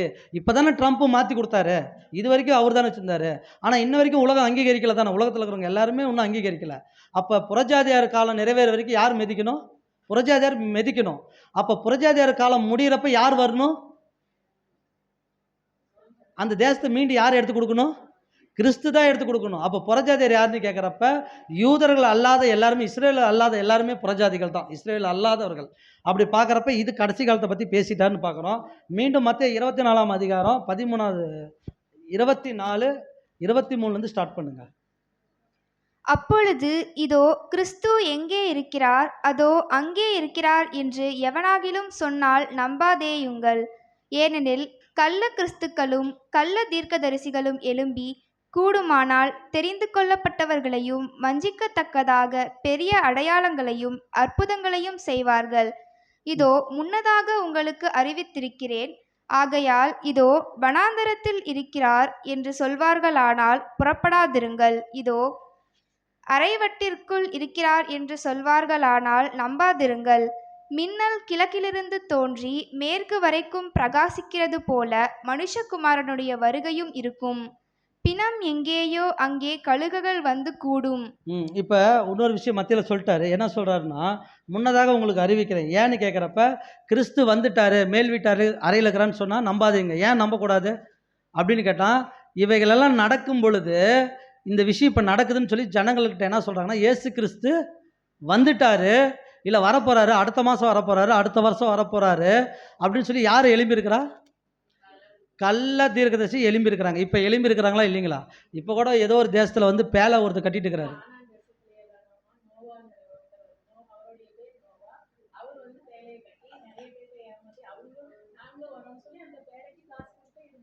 அப்படி பண்ணிக்கிறாங்க. இப்போ பாருங்கள், இன்ஸ்டாகிராம்லாம் பாருங்கள், அது ஓடிட்டு இருக்குது. அப்போ பெரிய பெரிய அடையாள அற்புதம் செய்கிற மாதிரி இவங்க வந்துட்டு இருக்கிறாங்க, நம்ம பார்க்குறோம். இதே மார்க் அப்படியே வாசிங்க. கடைசியாக என்ன சொல்லிட்டாருன்னா, பிணம் எங்கேயோ அங்கே கழுகுகள் கூடுன்னு சொல்லி முடிச்சிட்டாரு. மார்க்லேருந்து 21 வாசிங்க அப்படியே.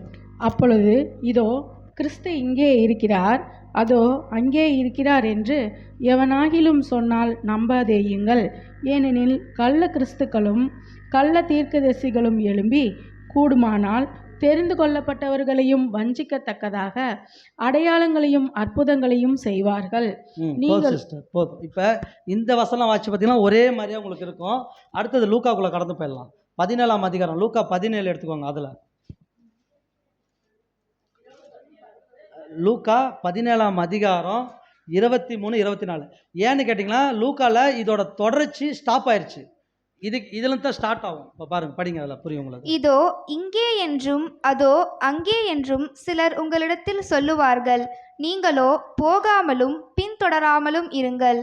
மின்னல் வானத்தின் ஒரு திசையில் தோன்றி மறுதிசை வரைக்கும் பிரகாசிக்கிறது போல மனுஷகுமாரனும் தம்முடைய நாளிலே தோன்றுவார். அதற்கு முன்பு அவர் அநேகம் பாடுபட்டு இந்த சந்ததியினால் ஆகாதவன் என்று தள்ளப்பட வேண்டியதாயிருக்கிறது. போதும் சிஸ்டர். இப்போ இந்த வசனம் மேட்ச் பண்ணிங்களா, கரெக்டாக பொருந்தும். அடுத்தது தான் இப்போ நம்ம பாடத்துக்குள்ளாக இப்போ தான் கடந்து போகிறோம். மத்தேயு 24ஆம் அதிகாரம் 32வது வசனம் ஸ்டார்ட் பண்ணுங்க. அத்திமரத்தினால் ஒரு உவமையை கற்றுக்கொள்ளுங்கள். அதிலே இளங்கிளை தோன்றி துளிர்விடும் போது வசந்த காலம் சமீபமாயிற்று என்று அறிவீர்கள். படிங்க தொடர்ச்சா. அப்படியே இவைகளையெல்லாம் நீங்கள் காணும்போது அவர் சமீபமாய் வாசலருகே வந்திருக்கிறார் என்று அறியுங்கள். இவைகளெல்லாம் சம்பவிக்கும் முன்னே இந்த சந்ததி ஒளிந்து போகாதென்று மெய்யாகவே உங்களுக்கு சொல்லுகிறேன். வானமும் பூமியும் ஒளிந்து போம், என் வார்த்தைகளோ ஒளிந்து போவதில்லை. இப்போ என்ன சொல்றாருன்னா, மத்தியில சொல்றப்ப அத்தி மரத்தினால் ஒரு ஊமையை கற்றுக்கொள்ளுங்கள் அப்படின்னு சொல்றாரு. இப்போதான் என்னன்னா, அப்படியே இவைகளெல்லாம் நீங்கள் காணும்போது அவர் வாசல் அருகே வந்திருக்கிறார். அத்தி மரத்தில் ஒரு ஊமையை பார்த்துக்கோங்க, அதில் இலைங்களை தோன்றி துளிர் விடுமா. அதை பார்க்குறப்ப அவர் என்ன பண்ணிட்டார், வாசல் அருகே வந்துட்டார். இப்போ நம்ம படித்தோம் இல்லைங்களா, அனைத்து சாப்டரும் நடக்கும் பொழுது அவர் வாசல் அருகே வந்துட்டார் அப்படின்னு சொல்லிட்டாரு.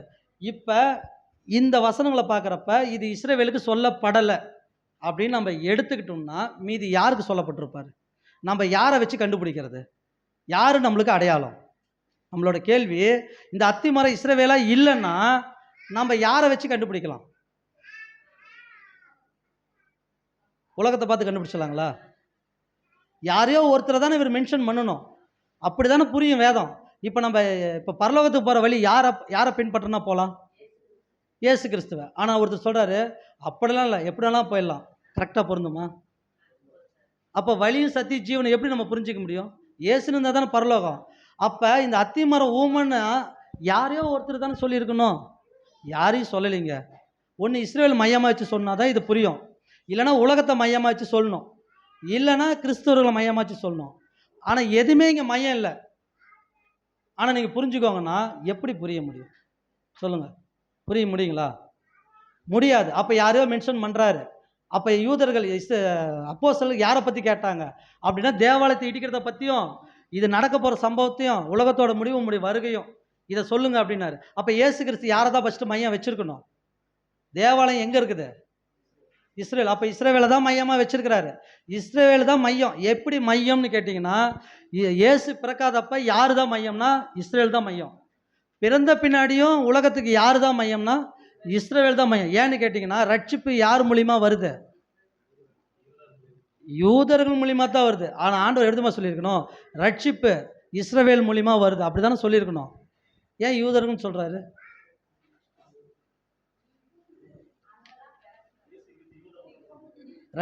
அதில் தான் பிறக்கிறாரு. அப்போ யூதர்கள் தான் ஹைலைட்டு.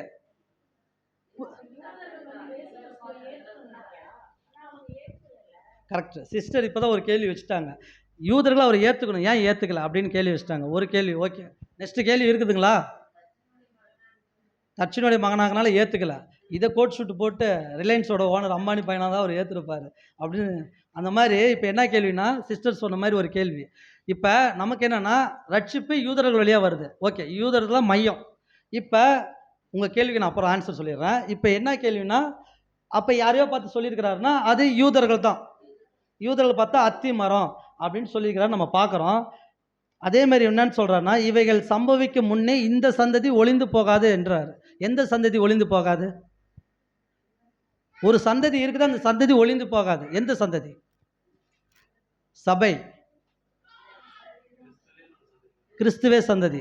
நமக்கு இதிலே நிறையா கேள்வி இருக்குது. ஒன்று சபைன்றாங்க, ஒன்று கிறிஸ்துன்றாங்க, இன்னொன்று கிறிஸ்துவின் சந்ததி. அதான் சபை. சபை கிறிஸ்து அப்படின்றாங்க.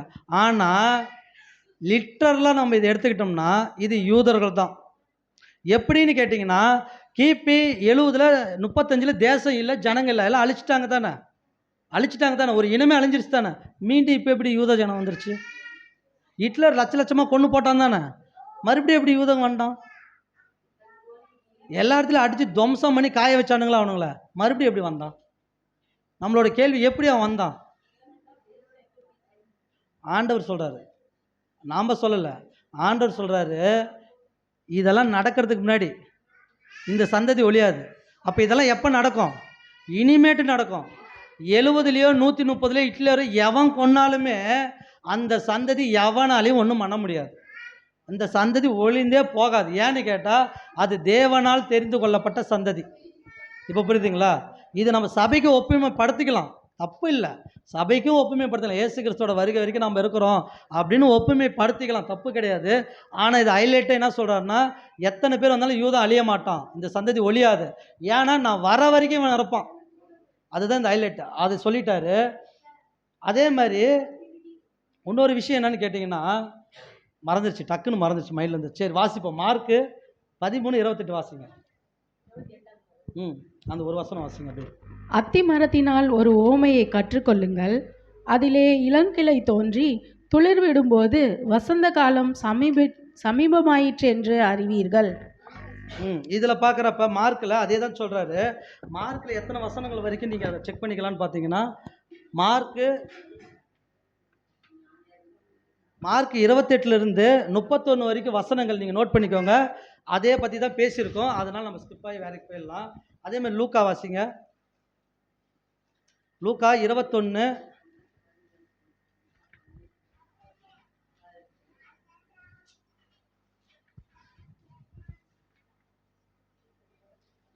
25, 26, 27, 28 இந்த 3 வசனங்கள் வாசிங்க. 4 வசனம். சூரியனிலும் சந்திரனிலும் நட்சத்திரங்களிலும் அடையாளங்கள் தோன்றும். பூமியின் மேலுள்ள ஜனங்களுக்கு தத்தளிப்பும் இடுக்கணும் உண்டாகும். சமுத்திரமும் அலைகளும் முழக்கமாயிருக்கும். வானத்தின் சத்துவங்கள் அசைக்கப்படும். ஆதலால் பூமியின் மேல் வரும் ஆபத்துகளுக்கு பயந்து எதிர்பார்த்திருக்கிறதினால் மனுஷனுடைய இருதயம் சோர்ந்து போம். அப்பொழுது மனுஷகுமாரன் மிகுந்த வல்லமையோடும் மகிமையோடும் மேகத்தின் மேல் வருகிறதை காண்பார்கள். இவைகள் சம்பவிக்க தொடங்கும் போது உங்கள் மீட்பு சமீபமாயிருப்பதினால் நீங்கள் நிமிர்ந்து பார்த்து உங்கள் தலைகளை உயர்த்துங்கள் என்றார். அன்றியும் அவர்களுக்கு ஒரு உவமையை சொன்னார். அத்தி மரத்தையும் மற்றெல்லா மரங்களையும் பாருங்கள், அவைகள் துளிர்கிறதை நீங்கள் காணும் போது வசந்த காலம் சமீபமாயிற்றென்று அறிகிறீர்கள்.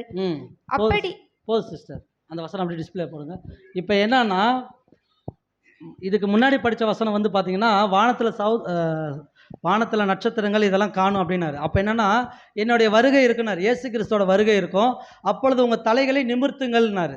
ஓகேங்களா? இயேசு கிறிஸ்து வரப்போ யாரோடைய தலையை நிமிர்த்தணும்? யார் நிமிர்ந்து பார்க்கணும் அப்படின்னா சபை.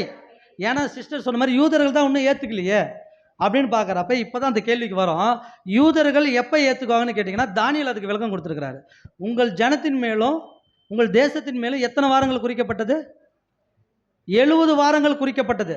மேசியா எத்தனை வாரம்? 69 வாரம் கழித்த பின்னாடி 69 வாரத்தில் மேசியா சங்கரிக்கப்படுவார். ஆனால் அவருக்காகல, ஜனங்களுக்காகன்ட்டார். மீதி ஒரு வாரம் யாருக்காக கொடுக்கப்பட்டது அப்படின்னா உங்கள் தேசத்தின் மேலே. அந்த ஒரு வாரம் பர்டிகுலராக எப்படின்னு கேட்டிங்கன்னா, பாலாக்கார் வறுப்பை வைத்த பின்னாடி மேசியா வராரு. அதை அவர் தான் மேசியா. அதாவது எப்படி நினைக்கிறாங்கன்னா, அந்த அந்தி கிறிஸ்துவ தான் அவங்க ராஜாவை ஏற்றுக்கிறாங்க. அவன் 7 வருஷம் ஆளுகை செய்கிறப்ப அவங்களுக்கு தெரிஞ்சிருச்சு, அந்த 3 வருஷம் கழிஞ்ச பின்னாடி இவன் நம்மளை வஞ்சிக்கப்பட்டான்னு. அப்போ அந்த ஏமாற்றத்துக்குள்ளாக போகிறப்ப தான் பட்டை கருக்கினால் விழுந்து மீண்டும் சகல ஜனங்களுக்கும் போகிறாங்க. அவங்க போகிறப்ப இயேசு மீண்டும் வராரு. வரப்போ தான் யாரை மீட்கிறாருன்னா, யூதர்கள், செதிஞ்சிருக்கிற யூதர்களை ஒன்று கூட்டுறாரு. எங்கே?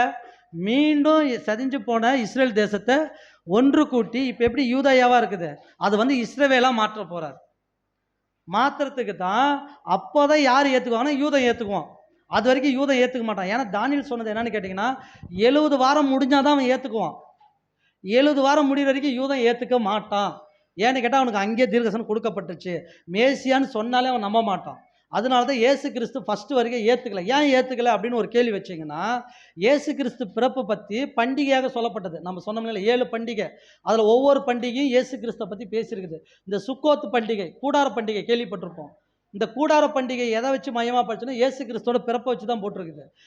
ஏன் யூதர்களால் கண்டுபிடிக்க முடியும்னா, இவங்க பாபிலோன் போகிறதுக்கு முன்னாடி எந்த கேலண்டரை ஃபாலோ பண்ணாங்கன்னு கேட்டிங்கன்னா, அவங்களுக்குன்னு ஒரு கேலண்டர் இருந்துச்சு. ஏன்னா எகிப்துலேருந்து வரப்போ என்ன சொல்கிறாருங்க, இது முதல் அமாவாசை, இது வருடத்தின் முதல் நாள் அப்படின்னு கொடுக்குறாரு. அப்போ அவங்களுக்கு ஒரு கேலண்டர் கொடுக்கப்பட்டுச்சு. அந்த கேலண்டர் எது வரைக்கும் ஃபாலோ பண்ணாங்கன்னா, பாபிலோனில் அடிமையாக போனாங்க இல்லைங்களா, அது வரைக்கும் ஃபாலோ பண்ணாங்க. அதுக்கப்புறம் அடிமையாக போயிட்டு வெளியில் வந்தாங்க இல்லைங்களா, அவங்க வரப்போ என்ன பண்ணிட்டாங்கன்னா, பாபிலோனோட கேலண்டரையும் தூக்கிட்டு வந்துட்டாங்க. போய் 70 வருஷம் அடிமையாக இருந்தாங்கல்ல, அப்படியே பழகிட்டு அந்த கேலண்டரையும் கையோட கொண்டு வந்து இவங்களுதையும் அவங்களதையும் மிக்சட் பண்ணிக்கிட்டாங்க. மிக்சட் பண்ணதுனால என்ன ஆயிடுச்சுன்னு கேட்டிங்கன்னா, இயேசு கிறிஸ்துவோட பிறப்பை அவங்களால கண்டுபிடிக்க முடியல. இல்லைன்னா கண்டுபிடிச்சிருப்பாங்க. ஏன்னு கேட்டால், இயேசு எங்கே பிறப்பார்னு சொல்கிறான்ல, ஒரு பரிசையும் சொல்கிறான்ல, எங்கள் நாசிரியத்திலேருந்து ஒரு நன்மையும் வராதுன்றான். அவ்வளோ தெளிவாக தெரிஞ்சவனுக்கு இயேசு பிறந்தது ஏன் தெரியல? பெத்லகேமில் பிறப்பாருன்னு சொல்லப்படுறது ஏன் அவனுங்களுக்கு தெரியல? அவர் யார் என்னன்னு அடையாளம் காட்டுறாரு. அதே மாதிரி யோவான் சொல்கிறாரு, மரித்தவரை எழுப்புறது யாராக தான் இருக்கணும், மேசியாவாக தான் இருக்கணுன்றாரு. செவுடன் பண்ணுறதெல்லாம் மேசியாவாக தான் இருக்குன்னு யோவான் சொல்கிறாரு. ஏன் இவனுங்க ஏற்றுக்கல? அவனுங்களுக்கே ஒரு இடத்துல டவுட் வந்துருச்சு. என்ன போய் கேட்குறானுங்கன்னா, நீ மேசியாவா இல்லையான்னு எங்களுக்கு சொல்லு, எங்களுக்கு ஏகப்பட்ட குழப்பம் இருக்குதுன்றான். இவ்வளோ குழப்பம் இருக்குதுன்னு அவனே கன்ஃபார்ம் பண்ணுற மாதிரி தான் கேட்குறான். ஆனால் ஆண்டவர் என்ன சொல்கிறாருன்னா, அவன் எதை சொன்னாலும் நம்ப மாட்டான். ஏன்னு கேட்டால், அவன் தீர்க்கதரிசனம் எல்லாம் தெரியும் நினச்சிக்கிட்டு அவன் இயேசுவோட பிறப்பை கணக்கு போடாமல் விட்டுட்டான், தெரியாமல் விட்டுட்டான். அது காரணம் என்னன்னு கேட்டால், பாபிலோன்லேருந்து வந்த கேலண்டர். இன்றைக்கி நம்ம எதுக்குள்ளே இருக்கிறோன்னா, சபை எதுக்குள்ளே இருக்குது? பாபிலோனுக்குள்ளே இருக்குது. அதே மாதிரி தான் இன்றைக்கி சத்தியத்தையும் உலகத்தையும் நம்ம மிக்சடு பண்ணோம்னா, இயேசு கிறிஸ்துவோட சொல்லப்பட்ட சத்தியம்லாம் நம்மளால் கண்டுபிடிக்க முடியாது. உலகத்தில் ஒருத்தர் சத்தியம் சொல்கிறான், அதை கொண்டு வந்து இங்கே மேட்ச் பண்ணோம்னா ஒட்டவே ஒட்டாது. ஒரு வசனத்தை ஆராய்ச்சி பண்ணாமல் நீங்கள் நாமளே பேசினா ஒட்டாது. ஏன்னா நல்லா ஆராய்ச்சி பண்ணி பேசுறவனுக்கும் ஏனோ தானே பேசுகிறோம் இங்கே நம்ம கண்டுபிடிச்சிடலாம். அவன் வாய்க்கு வந்தாலும் நம்ம பேசிடுவோம், டக்கு டக்குன்னு பேசிட்டு இறங்கிடுவோம். அப்போ வந்து நம்ம ஏனோ தானே தெரிஞ்சிடும். நல்லா ஆராய்ச்சி பண்ணவும் தெளிவாக பேசுவோம். அப்போ இதிலே நம்ம தெரியிறப்ப உலகத்துலேயும் நம்மளுக்கு மிக்சட் வருமா? பாபிலோனி கேலண்டரும் யூத கேலண்டரும் செட் ஆகலை. அதனால தான் இயேசு கிறிஸ்து பிறப்பை கண்டுபிடிக்க முடியல. அதனால தான் இயேசு கிறிஸ்து அவன் ஏற்றுக்கல ஃபஸ்ட்டு. அதே மாதிரி ரெண்டாவதாக எப்படி ஏற்றுக்கிறான்னு கேட்டிங்கன்னா, அந்த அருவருப்பு வைக்கிறதுனால தான் இயேசு கிறிஸ்து சொல்கிறார். தானியேல் சொன்னானே, அந்த அருவருப்பு வைக்கப்படும், அப்போ நான் வந்து அவங்களை மீட்பேன். செதறி இருக்கிற யூதர்களை இஸ்ரவேலே வெளிப்படத்தில் படிக்கிறோமா, என்ன பண்ணுறார்? தூதரை அனுப்புகிறாருங்களா? இயேசு கிறிஸ்து இவர் தானே, எப்படி அப்போ எப்படி ஏற்றுக்குவாங்கன்னு கேட்குறீங்களா? அதுக்கு ஒரு காரணம் என்னென்னு கேட்டிங்கன்னா, யூதர்கள் நினைக்கிறது ஒன்று தான், ஆலயத்தை மீண்டும் கட்டணும், ஆலயத்தை கட்டணும், எங்கள் தேசம் எங்களுக்கே கிடைக்கணும், நாங்கள் தான் உலகத்தை ஆளணும். இதுதான் யூதனுடைய கோட்பாடு. இதை யார் வந்தால் செய்வாங்கன்னா, மேசியா வந்தால் செய்வாங்கன்னு நம்பினாங்க. ஆனால் ஃபஸ்ட்டு இயேசு வரப்போ அப்படி செய்யலை. ஆனால் ரெண்டாவதாக வராரு இல்லைங்களா, அப்போ என்ன பண்ண போகிறாருன்னா, செதறி இருக்கிற யூத ஜனங்களை எல்லாத்தையும் ஒன்று கூட்டுறாரு. எப்படி யோசுவா காலத்தில் தேசம் பிரிக்கப்பட்டு கொடுத்துச்சோ அதே தேசம் வந்துடும். அதே மாதிரி யூதர்களுக்கு வந்து யாருமே அடிமையாக கிடையாது. எப்படி தாவீது காலத்தில் இருந்தாங்க, அந்த மாதிரி 12 கோத்திரமும் வந்து அவங்க தான் எல்லாத்துக்கும் மையம். அதனால தான் மத்தியில் படிக்கிறோம், ஜெருசலேம் மேலே சத்தியம் பண்ண வேணாம், அது மகாராஜாவுடைய நகரமாக இருக்குது. மகாராஜா நகரம், அந்த மகாராஜா அங்கேருந்து தான் உலகத்தை ஆள போகிறாரு. அப்போ தான் அவன் சொல்லுவான், ஓ இவர் தான் எங்கள் மேசியாவா, அப்போ தான் அவன் ஏற்றுவான். அதனால தான் மத்தியில் படிக்கிறப்ப தன்னோட தலைச்சம் பிள்ளைகளுக்காக துக்கித்து அழுகிறத போல் அழுவாங்க. எப்போ அழுவாங்க? 100 யூதரில் 90 யூதன் செத்துட்டான், மீதி 20 யூதன் இருக்கிறான், அவனை மீட்க தான் வராரு. அப்போ அந்த 20 யூதன் எப்படி உலகத்தை அடிக்க முடியும்? உலகமே போதான், ஆனால் இந்த 20% மக்கள் உலகத்தை அடிக்கிறாங்களாம். அவனால் முடியுங்களா? ஏன்னா இப்போ யூதன் என்ன சொல்கிறான்னா, அவனுடைய பலத்தில் இருக்கிறான், நான் தான் எல்லாமே, என் கோட்டைக்குள்ளே எவனும் வர முடியாதுன்னு நினைக்கிறான். ஆனால் அவன் கோட்டத்தை உடைக்கிறதுக்கு ஒரு நாள் வரும், உடச்சி உள்ளே போயிடுவானுங்க. உள்ளே போய் அவன் அப்போ தான் சொல்லுவான், ஐயோ நம்ம இதில் வஞ்சிக்கப்பட்டோம், ஏமாற்றப்பட்டோன்னு நினைக்கிறப்ப அன்றைக்கி அவன் உணர்வான். அப்போ தான் என்ன பண்ணுறாருன்னா, கிறிஸ்துவே இறங்கி அவங்களுக்கு கூட நிற்கிறார். அந்த பாடம் நம்ம தனியாக பார்ப்போம், தீர்க்கதரிசன பாடலாம். அப்போ நிற்கிறப்ப அவர் ஃபைட் பண்ணி மீண்டும் கொடுக்குறப்ப அவன் அப்போ தான் தலைச்சம் பிள்ளைகளுக்காக அழுகுறாங்க. தலைச்சம் பிள்ளை இயேசு கிறிஸ்து, அதை நினச்சி துக்கித்து அழுகுறான். எப்படி அழுகுறான்னா, பரலோக வாய்ப்பு எங்களுக்கு தான், எங்களுக்காக தான் ஃபஸ்ட்டு வந்தார் மீட்பர், அதை நாங்கள் இழந்துட்டோம், இவரை நாங்கள் இழந்துட்டோமே அப்படின்னு நினச்சி அன்னைக்கு தான் அவன் அழுவலுன்னு அழுவ போகிறான். அந்த காலம் வரப்போகுது. அப்போ தான் மேசியான்னு உணர்வான். அப்போ வந்து தேவன் என்ன பண்ணுவான்னா, எல்லாத்துக்கும் தெரிய வச்சுருவார். ஒன்றும் இல்லை, மாம்சமான யாவர் மேலும் என் ஆவியை ஊற்றுவார். எப்போ ஊற்றுவார்? யோவேல உரைக்கப்பட்டது படின்னு சொல்லி யார் பேசுகிறா? பேதுரு பேசுகிறாரு. பேதுரு என்ன சொன்னா, யோவேல் தீர்க்கதரிசனம் உரைக்கப்பட்டபடி இப்பொழுது நடக்குது அப்படின்றார். அப்போ யோவேல் உரைக்கப்பட்ட தீர்க்கதரிசனம் அப்போ நடந்துருச்சுங்களா? அதான் இல்லைட்டு அங்கே ஸ்டார்ட் ஆயிடுச்சு. பேதுருக்கெல்லாம் படிப்பறிவு இல்லை, ஆனால் அவரெல்லாம் எல்லாத்தையும் பற்றி பேசுகிறாரு. எல்லாத்தையும் பேச தேவன். ஆமாம்,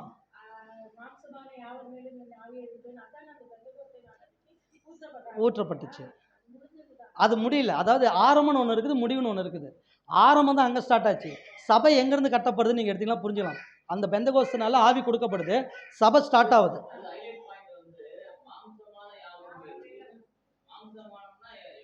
எல்லாரும் ஆமாம். ஏன்னு கேட்டிங்கன்னா அந்த இடம் ஆரம்பம் அங்கே தான் ஊற்றிருக்கிறாரு. ஆனால் முடிவு எங்கே கொண்டு போய் நிறுத்தணும்? 1000 ஆண்டு அரசாட்சியில் தேவனை பற்றி அறிவு எல்லாத்துக்குமே கிடைச்சிருதுங்களா? எப்படி கிடைக்கும் அப்படின்னா, தேவன் எல்லாத்தோட மனக்கண்களையும் திறந்துடுவார். அதில் ஃபெசல் யாருன்னு கேட்குறப்ப சபை, திருச்சபை ஃபெசல்.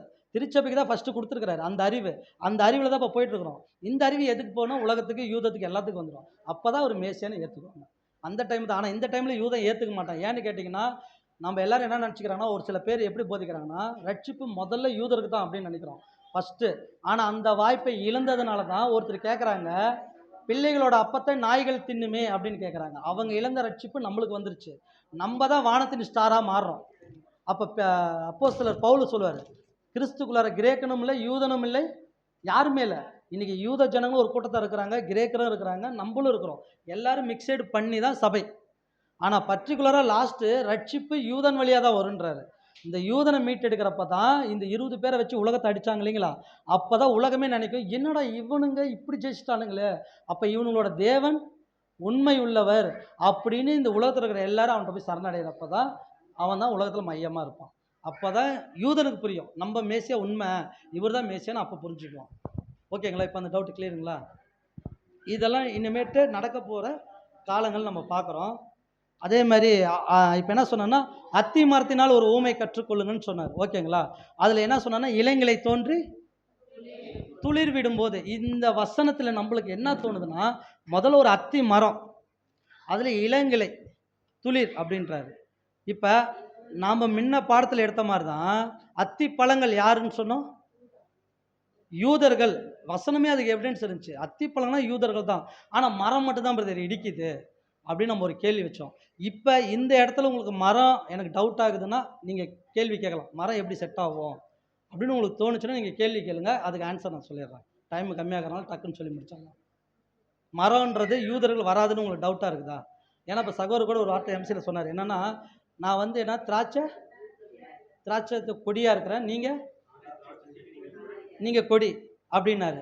இயேசு கிறிஸ்து திராட்சை செடி தான்.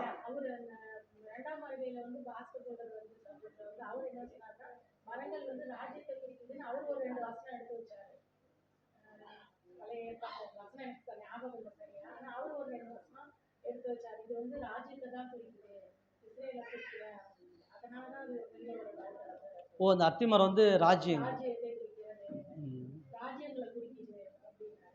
ராஜ்யங்களை குறிக்குது. சரி, ஓகேங்க சிஸ்டர். இப்போ நம்மளுக்கு ஒரு கேள்வி, ராஜ்யங்கள்ன்றப்ப தனித்தனி தேசங்கள், ஓகே, அப்படி தானே எடுத்துக்கலாம்.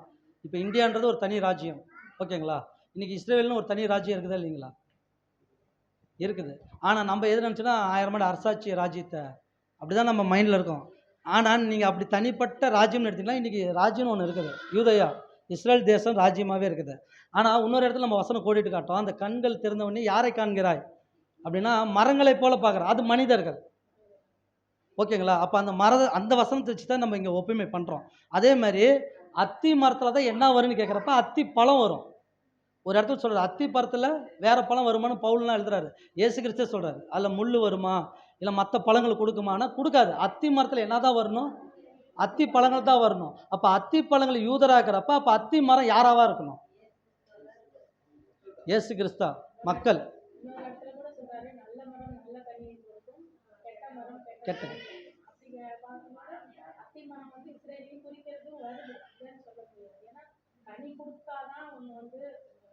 மரம் ஒன்று தான் கனி தரணும்.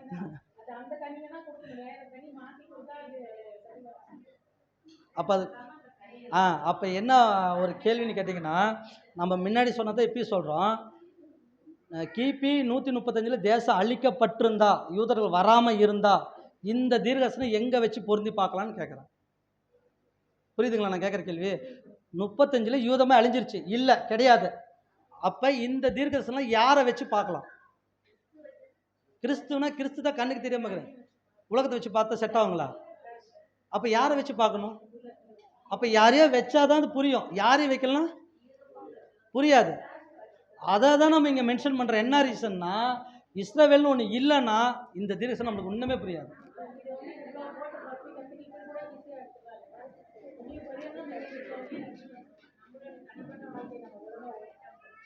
அது ஓகே, அது தனிப்பட்ட ஓகே, அது ஓகே தெரியாது, அது ஓகே. ஆனால் நம்ம சொல்கிறது என்னன்னு கேட்டிங்கன்னா, இயேசு கிறிஸ்து வர்றதுக்கு உண்டான அறிகுறி யாரை வச்சு தான் கண்டுபிடிக்கணும்னா, இப்போ என்னையை வச்சு உங்களால் கண்டுபிடிக்க முடியாது, அவரை வச்சு கண்டுபிடிக்க முடியாது. ஏன்னா நாளைக்கு நான் ரிவேஸ் ஆயிடுவேன், ஓடிடுவேன், என் சூழ்நிலைக்கு பொறுத்த மாதிரி தான் நிற்க முடியும்.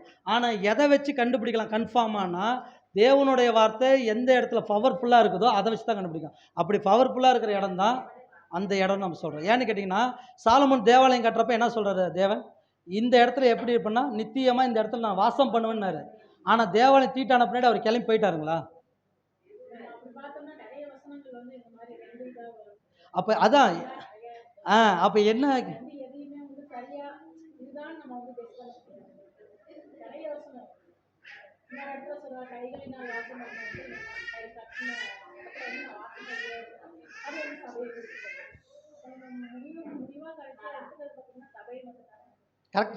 கரெக்டு. சபை இப்போ பார்த்தீங்கன்னா 1,40,000 பேர் சபை சொல்கிறோமா? இன்றைக்கி உதாரணத்துக்கு சொல்கிறோம். உதாரணத்துக்கு இப்போ சேலத்தில் ஒருத்தர் இருக்கிறார், இதில் யார் சபைன்னு யாருக்கும் தெரியாது. ஆனால் யார் சபைன்னு நம்மளுக்கே தெரியல. ஆனால் நீங்கள் அவரை வச்சு இதை புரிஞ்சுக்கலாம் நம்ம நினச்சோம்னா அது புரியாது. இப்போ எந்த ஊரில் சபை இருக்குன்னு தெரியாது, அவர் எப்படி மறிப்பார், ஹார்ட் அட்டாக்ல இறந்துடுறாரு, அவர் சபையாக கூட இருக்கலாம். அப்போ எப்படி இதெல்லாம் கன்ஃபார்ம் பண்ணுறதுன்னு கேட்குறேன். வசனம் தான், ஆனால் இது எங்கே நடக்கிறத வச்சு சொல்லணும்.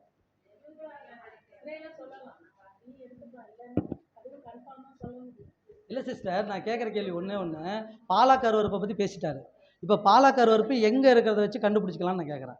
இப்போ எனக்குள்ளே பாலாக் அருவருப்பு வந்துருச்சு, நீங்கள் கண்டுபிடிச்சி இல்லை இப்போ நான் என்னால் நடிக்க முடியும் உங்களை பார்த்து, ஏன்னா 1 மணி நேரம் தான் இங்கே வரேன் வந்து.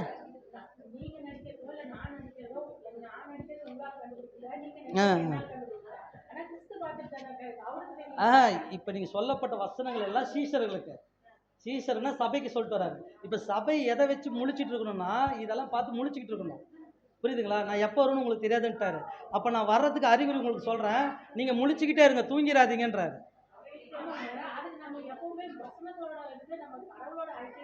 இல்லை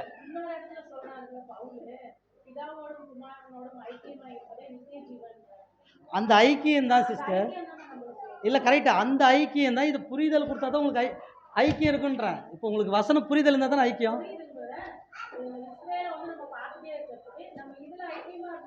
சிஸ்டர் நான் சொல்கிறது இஸ்ரேலை மட்டும் பார்க்காதீங்கல்ல, இஸ்ரவேலையும் பார்க்கணும், இதையும் பார்க்கணும். இதை பார்த்துட்டு அதை பார்க்குறப்ப அங்கே சிம்டம் ஒன்று தெரியும், ஓ இதெல்லாம் நடக்குதா அப்படின்னு நம்மளுக்கு கிளிக் ஆகுறது இது வசனம். இந்த வசனத்தை நீங்கள் அடையா இப்போ வாட்ச் வச்சுருக்கிறீங்க, என்ன மணின்னு எப்படி பார்ப்பீங்க? வாட்சே இல்லை, எப்படி பார்ப்பீங்க? அதை தான் சொல்கிறேன், வாட்ச் வந்து இஸ்ரவேலு அங்கே நடக்கிறதுனா இந்த வேதத்தை படிக்கிறீங்க, படிச்சுட்டு இஸ்ரேலை பார்க்குறீங்க, நடக்குது, ஆமாம். மறுபடியும் பார்க்குறீங்க, நடக்குது, ஆமாம். ஆனால் அங்கே வாட்சே இல்லை. என்ன டைம்னு 8 மணி எப்படி சொல்கிறேன் தெரியாது, என்ன மணி 9 தெரியாது. சூரியனை பார்த்து அந்த காலத்தில் சொன்னாங்க. அதான் ஏதோ ஒரு மையம் வேணும், ஏதோ ஒரு மையம். அப்போ அந்த மையம் தான் இஸ்ரவேல் அப்படின்றோம், அந்த மையம் இஸ்ரவேல். அப்போ இப்போ சொல்லப்பட்டது எல்லாமே சீசரை கூப்பிட்டு ஒன்று தேவாலயம் இடிக்கிறது சொன்னார், அப்போ இஸ்ரவேல். 2வது அவரோட வருகை சொல்லிட்டாரு. 3வது உலகத்தையும் சொல்கிறாரு. அப்போ இதில் என்ன பிரச்சனைனா, விஷயம் நம்ம எடுக்கிறோம், 2வது விஷயம் அவரோட வருகை, 3வது தான் உலகத்தோட முடிவுன்றாரு. அந்த கேட்டகரியில் பார்க்குறப்ப தான் இந்த அத்தி மரத்தில் என்ன சொல்கிறேன்னா, இவைகள் எல்லாம் நடக்கிறப்ப அத்தி மரம் வந்து அதில் துளிர் விடும்போது வசந்த காலன்றாரு. வசந்த காலம்னா என்ன காலம்? நல்ல புத்துணர்ச்சி காலம், நல்ல காலம், ஓகேங்களா? இப்போ சகோதரர் சொன்ன மாதிரி வசந்த காலம்னா சம்மர், வெயில் டைமில் போய் இப்போ வசந்த கால ஆரம்பமும் சம்மருக்கும் வித்தியாசம் இருக்குது. வசந்த காலன்றது ஸ்டார்டிங்கு, குழந்த கட்டுற வெயில் வந்து தான் சம்மர், ஓகேங்களா? அப்போ வெயில் ஆரம்பிக்கிறதுக்கு முன்னாடி தான் வசந்த காலன்றாரு. ஏன் அப்படி சொன்னான்னு கேட்டிங்கன்னா, இவங்க எகிப்திலேருந்து பிரயாணமாக போகிறாங்க இல்லைங்களா, அது குளிர்காலமாக இருந்தால் நிலமெல்லாம் என்ன இருக்கும், ஈரமாக இருக்கும் எல்லாமே. ஆனால் பிரயாணத்துக்கு எந்த பகுதி கரெக்டாக இருக்கும் அப்படின்னா வெயில் பகுதி. வெயிலோட ஆரம்பம் தான் சொல்கிறார். வெயில் ஆரம்பம் அடிக்கிறப்ப என்ன கொஞ்சம் கொஞ்சமாக காஞ்சிருக்கும் நிலம்லாம், அவங்க பயணிப்பாங்க. இந்த ஊமையில் ஒரு வரலாறே வச்சிருக்கிறாரு. சாதாரண விஷயம் இல்லை. இதில் மிகப்பெரிய எகிப்திலிருந்து வந்த வரலாறே இதுக்குள்ளே வச்சுருப்பாரு. அதனால தான் அத்தி மரத்தை பார்த்து தெரிஞ்சுக்கோங்கன்றார் யூதர்கிட்ட. அப்போ ஆண்டவர் சொன்னார்னா விசேஷம் ஒன்று இருக்குன்னு அர்த்தம். ஆண்டவர் வந்து சொன்னான்னா சிம்பிளாக இல்லை, விசேஷம் இருக்குது. அப்போ இதை பார்த்து சொல்கிறப்ப அதை என்னுடைய கேள்வி ஒன்றே ஒன்று, 35 தேசம் இல்லை, அந்த தேசம் வரலன்னா யாரை வச்சு இதை பேசலாம்?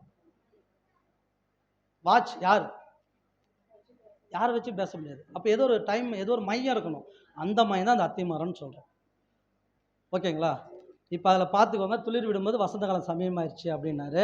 இதில் என்ன நம்மளுக்குள்ள ஒரு பிரச்சனைன்னு கேட்டிங்கன்னா, 1874 வந்ததுனால தான் விடுதலை ஆணுச்சுன்னு போதிப்பாங்க. அப்படி கிடையாது. அவர் வரல. ஏன்னு கேட்டிங்கன்னா, இப்போ இஸ்ரேல் தேசம் இருக்கிறது விடுதலை அல்ல.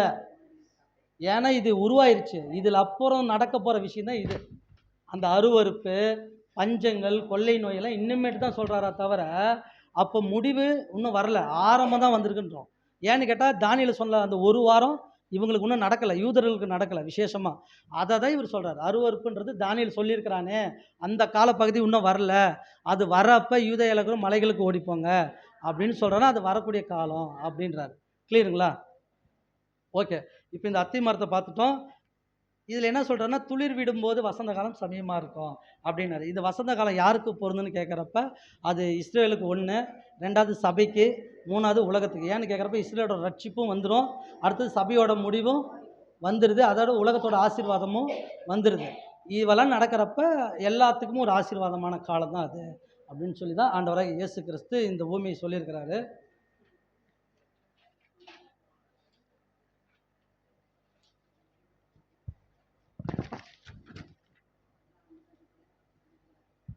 இப்போ பார்க்குறப்ப இன்னொன்று என்னென்னு பார்த்தீங்கன்னா, மத்தியில் பார்க்குறப்ப மத்தியில் 51 வசனங்கள் இருக்கும். ஓகேங்களா? மத்தியில் 51 வசனங்கள் இருக்கும். இதை சாப்டரில் 24ஆம் அதிகாரத்தில் நீங்கள் வாட்சி பார்த்தீங்கன்னா 1லேருந்து 51 வரைக்கும் இருக்கும். ஓகேங்களா? அதே மாதிரி பார்த்தீங்கன்னா மார்க்கில் 13லேருந்து 1லேருந்து 37 வசனங்கள் இருக்கும். அதே மாதிரி லூக்காவில் பார்த்தீங்கன்னா 5ஆம் வசனத்துலேருந்து ஸ்டார்ட் ஆகும். 5லேருந்து எத்தனை வரைக்கும்னா 36 வரைக்கும் கொடுக்கப்பட்டிருக்கும். மீதி வந்து 17ஆம் அதிகாரத்தில் உங்களுக்கு மீதி சாப்டர் இருக்கும். இதெல்லாம் நீங்கள் நோட் பண்ணிக்கோங்க. அதே மாதிரி பார்க்குறப்ப இன்னும் உங்களுக்கு டவுட்டு கிளியர் ஆகணும்னா நம்ம உட்காந்து கொஞ்சம் சாப்பிட்றப்ப டிஸ்கஷன் கூட நீங்கள் பண்ணுங்கள். அதில் எதுவும் டவுட் வந்து நம்ம கிளியர் பண்ணிக்கலாம். டைமு போனதுனால இது பெரிய படமாக இருக்கிறதுனால வரக்கூடிய நாட்களில் எந்தெந்த நிகழ்வு எப்படி நடக்க போகுது அப்படின்னு சொல்லி தனி சாப்டர் லூக்கா வச்சு எடுக்க போகிறோம். ஓகேங்களா? இப்போ பாலாக்கு அருவருப்புனா எந்த பீரியடு, யுத்தங்கள் செய்தி எந்த பீரியடு, வசந்த காலம் எந்த பீரியடு அப்படின்னு சொல்லி அந்த மெத்தேடில் எடுக்கிறப்ப உங்களுக்கு ஓரளவு கிளியர் ஆயிரும். அது வந்து கடவுளுக்கு சித்தமானால் வரக்கூடிய நாட்களில் எடுத்துடலாம். பொறுமையோட கேட்ட யாவரையும் தேவன் ஆசீர்வதிப்பாராக. ஆமென்.